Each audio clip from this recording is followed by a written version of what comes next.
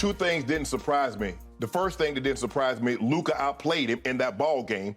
Let's go ahead and get that out the way first. And second of all, Skip, he's human. As great as Kevin Durant is, even though you, for the last 20 years, have tried to make it seem like only LeBron James is the only great player that have missed a free throw in a very clutch situation. No other great player has done that. That's not true. Kevin Durant has missed free throws before. As a matter of fact, he missed one last year in Game 4. You remember against the Boston Celtics? He missed the free throw. Okay, they were getting skunked. Go ahead. And now you change it. And now it doesn't matter. It always matters when your guy misses a free throw. So what was the issue last night? They weren't getting skunked. He needed to make 3. If Kevin Durant had gotten fouled on 3 shots, he'd have made all 3 of them. Boom, boom, boom. Oh, you remember in the Olympics? When you tried to make your case that he was the best player on the planet based on an Olympic argument, when we've never used the Olympic argument? Yes. Did you watch? When have we... Did you see your guy... Damian Lillard, but Dame time. He goes to the free throw line. He clanked both of them. So what happened last night? Okay, but what happened in the Olympics? In the gold medal game, right? My argument is about the Olympics is that you tried to use that as your argument when we've never based the best. No. Okay, but it's just part of. It's international competition. We've never used the Olympics to qualify who is or isn't the best player on the planet. It was you trying to use that frailty, faulty argument. Frailty? But it fell through. And last night... What if we would have lost? It would have been like the end of the world. The fact of the matter is, so even when they lost in, I think it was 04, when they lost it in Athens, I think that's what it was. Was it Athens? Yeah, I think so. Even when they lost there, Skip, it didn't matter. They still had the best players on the planet. But this country went berserk over it. Fix it. So let me ask you a question. Get it right. So after Manu Ginobili, his Greek team won the gold medal. Not Greek. Argentina, excuse me. Yes. That means they had the best players on the planet. Did that change anything? They had No. the best team on the planet. Yes, and teams normally win. Yeah. But back to last night, it didn't tell me anything that I didn't already know, that Kevin Durant is human, and as great a player that he is, in certain situations, he will miss a shot. It doesn't change Kevin Durant's greatness. Larry Bird has missed a shot. Kobe Bryant has missed free throws. Michael Jordan has missed free throws. You take any great player, and I guarantee you, I can pull a clip in which they missed a free throw in a clutch moment. Okay. It doesn't change their greatness. That's what you try to do to LeBron.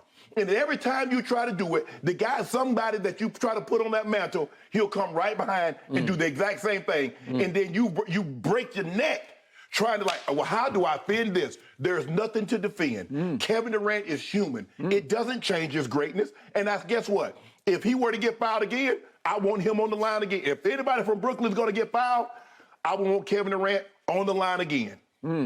Okay.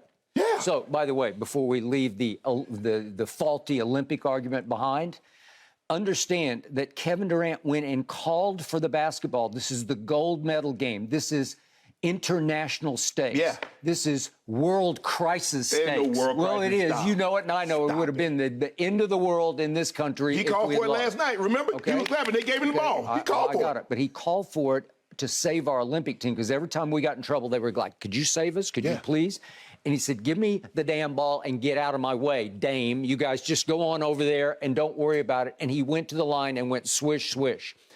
In my time of watching basketball, not just NBA, but international basketball, college basketball, I can't remember a player swishing more free throws than Kevin Durant. He's like the swish artist. But Skip, he doesn't have the highest free throw percentage makes in NBA history. So that's a faulty argument. Okay, but he is an 89% career free throw shooter. Mark Price is better. Okay, but how tall do we say Kevin Durant is? Do we give him 7 feet? Okay. Because most people do.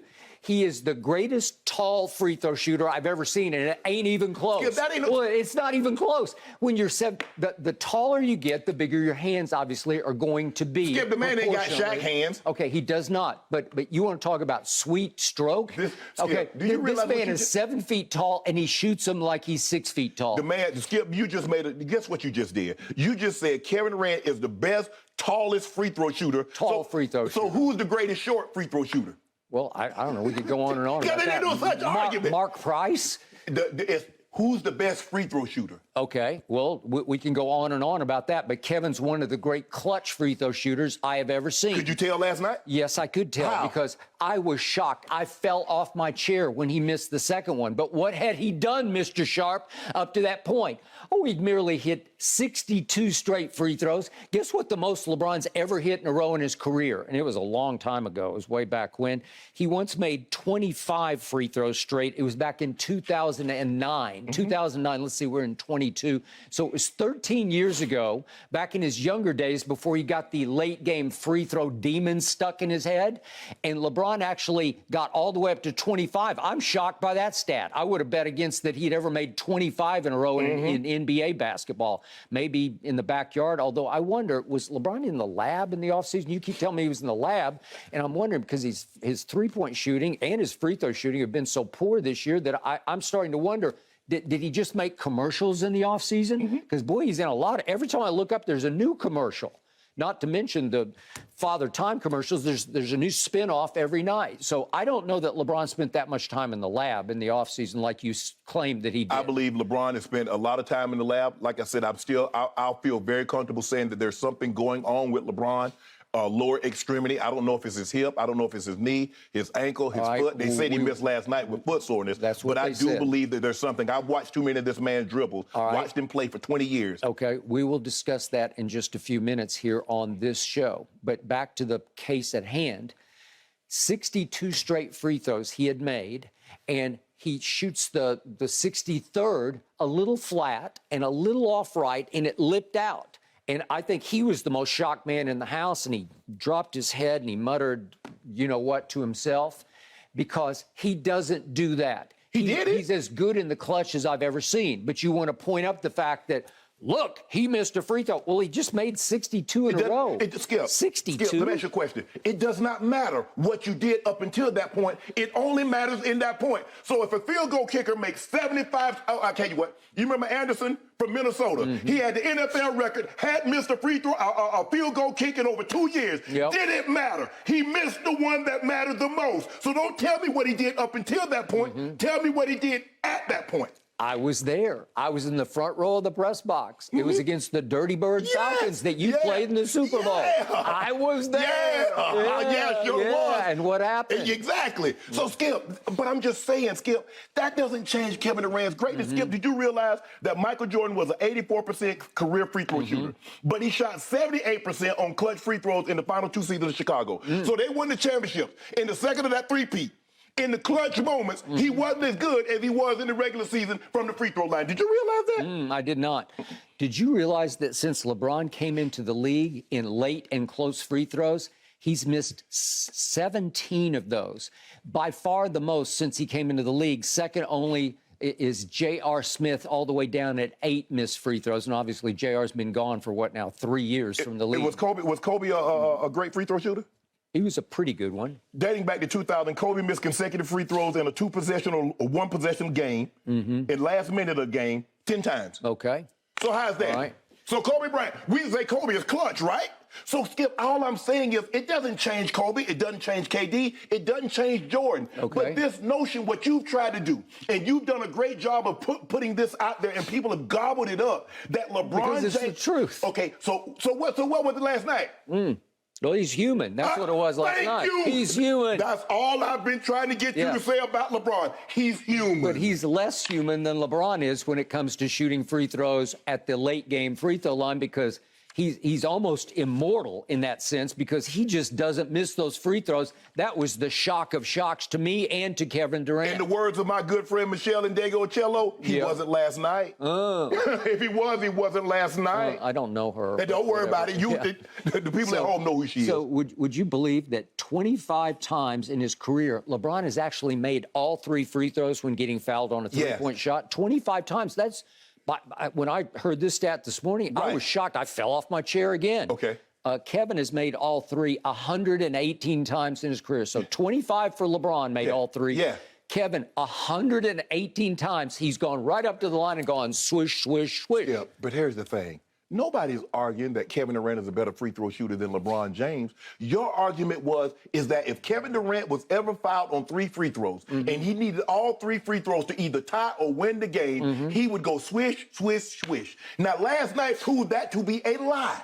That's all. Well, I'm going to say that I'll go to this. 19 out of 20 times he would go swish, swish, swish. 19 of 20, which is phenomenal. We don't know that. Okay, well, I do. I've just seen it in action. Since you said it, no, I just saw that last night. Yeah. I just saw that last night. All right, he gagged one. I give you. He gagged. He is human. But would you believe, just for the record, in his MVP season, that Kevin Durant did something LeBron could only dream of doing, which is he went 50, 40, 90 that year in his MVP campaign. That means he made 50% of his field goals. That means he made 40% from 3, actually made 42% that year. And he made 90+% because he was 91% from the free throw line. So 51% from the floor, 42 from 3, and 91 from the free throw line. And you don't think he's the greatest mid-range shooter ever that we've ever seen? Skip, but how many times have Larry Bird did 50, 40, 90? I mean, well, he's all time. He's top 10. But Skip, I'm not trying to debate Kevin Durant's greatness. He's great. All I'm trying to get you to understand that he's human. Okay. And in situations, sometimes humans come up short. Okay. It was actually an inhuman effort last night that they were even in the game. They're not as good as Dallas. This was at Dallas, and Luka was Luka and had another big game and was just shaming Ben Simmons, who attempted to play 16 minutes in the game. But you told and me every time he was on Luka, Luka was just laughing at him. Like laughing out loud, pointing at him. But what did you tell me about the 2 times he was all-NBA defensive? Well, I didn't tell you. This is just a fact. Okay, so what? The last 2 years that he played full years of basketball, he was first-team all-defense. And the last time I actually saw him play in a real NBA game was against Trae Young. By the way, Trae Young last night didn't play, and DeJounte did play, and they beat Milwaukee. They beat Milwaukee. Do you see the numbers that Trae Young is putting up? Do you see the numbers that Trae Young is putting up? Last night, I saw him cheerleading with sunglasses on the bench while DeJounte just took the game over. Yes, it seems like they might be a little better with just DeJounte at guard. Stop. There you go. I don't know about that. No, I'm not going to let you talk about Okay, but the last time I saw Ben Simmons, he is doing a number on Trae Young in Game 7, again, in Philadelphia. Trae shot 5 of 23 in that game thanks to Ben Simmons. But he shot 15 of 15 from the free throw line. Oh. So I guess Ben was fouling him. But Skip, you do realize last night that KD missed 2 free throws. He did. Well, he missed the next one on purpose. That's how he did it. He gagged one, and then the next one is on purpose. So let me guess. He missed that first. He missed the second one on purpose. No, also. He did not. He choked his guts out because he's got a drop of human in him. Just a drop. He's mostly android. He's mostly, he's from another planet. I mean, think about it. Dallas had 3 starters give you a combined total of 2 points. Yep. Reggie Bullock played 22 minutes and gave you 0 points. JaVale only played, he must have got hurt, but he gave you 0 points. Spencer Dinwiddie played 28 minutes, gave you 2 points. Okay. That's the only reason the game was close. If they had given you anything, because Luka, ooh. Well, the truth is that they only need like 3 starters because he has the ball in his hands so much. He leads the whole world in usage rate. Take it from him. Well, if y'all so bad, maybe he could pass it around. If Ben Simmons is what you said he is, he ought to shut Luka down. Remember, take it from him. Take the ball from Luka. He is a shell of self.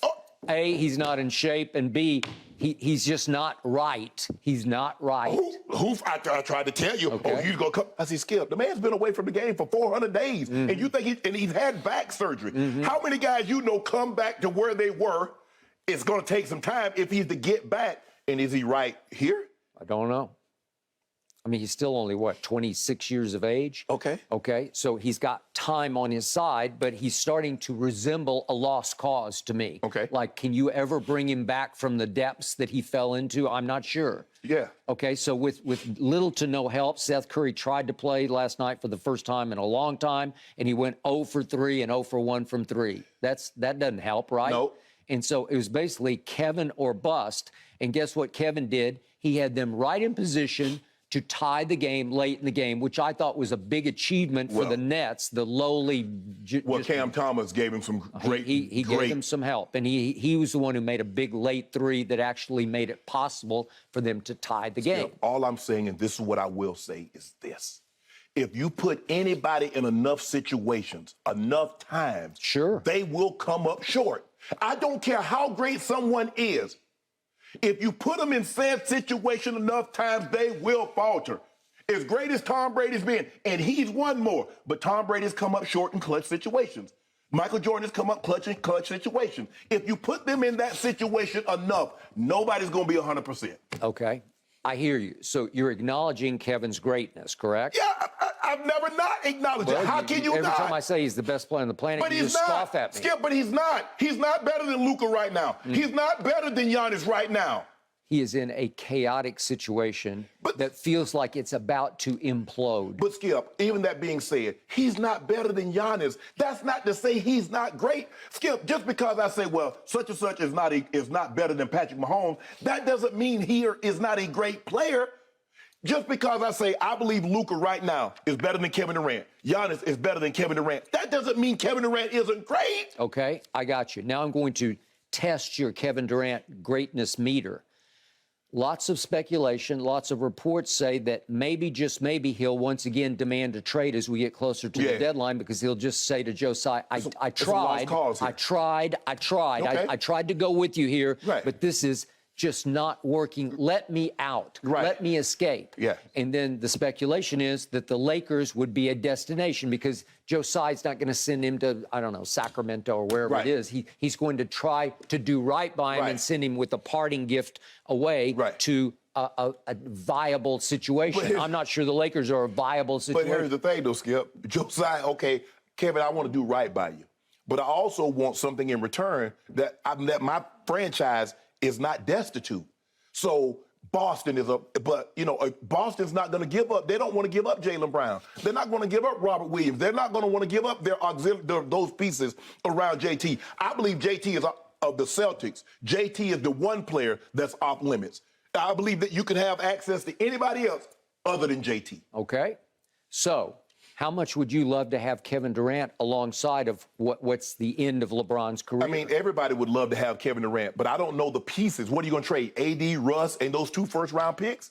I think you would have a chance at this if they would take AD, only because AD's like, what, 4.5 years younger? Yeah, than AD's like 28. Okay, so I think it's 4. I tried to figure it out last night. 4.5 years? Yeah. So just on sheer numbers, on years, you'd say, well, at least we got a shot with AD, even though I'm not the biggest fan. But he has had stretches in his career when he has been clearly a top 10 player. Oh, he was, I mean, for a stretch there, Skip, for a couple of years, he might have been a top 5 player. Because he was giving you 28 and 12. He could go get you 50 and 20. He could get you 45 and 25. I used to call him the PER Prince because that stat, that player efficiency rating, the John Hollinger stat, he used to dominate it especially when he was a Pelican, he used to dominate year after year after year. So would they maybe take him as a quote-unquote centerpiece in exchange for an aging Kevin Durant? They might. Would you do that?